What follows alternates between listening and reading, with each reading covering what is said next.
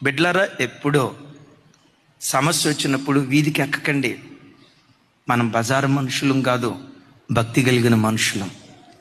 మనం ఆరాధించేది జీవము లేని వాటిని కాదు, జీవము కలిగిన దేవుణ్ణి ఆరాధిస్తున్నాం.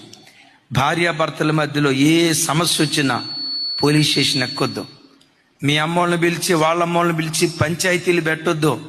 అమ్మా నాన్నల దగ్గర దొరకని న్యాయం, పోలీస్ స్టేషన్ దగ్గర దొరకని న్యాయం, నీతి కలిగిన న్యాయాధిపతి నీ దేవుని దగ్గర నీకు న్యాయం దొరుకుతుంది.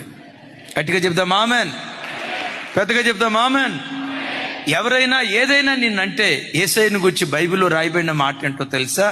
ఆయన కంఠధ్వని వీధులలో వినబడనివ్వడు, ఆయన అరవడు. కేకలు ఎక్కడ రాసింది ఆ మాట? 2 నాతో కలిసి చెప్పండి.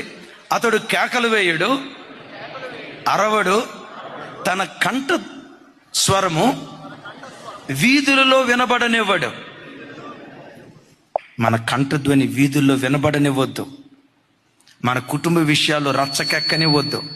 ఒకవేళ ఏ సమస్య ఉన్నా మౌనంగా దేవుని పాదాల చెంత రోధించి నీ విజ్ఞాపన దేవునికి తెలియచేయి. గుండెల్లో ఈ మాట రాసుకొని, నీవు మౌనంగా ఉంటే దేవుడు మౌనంగా ఉండడు, దేవుడు పని చేయటం ప్రారంభిస్తాడు.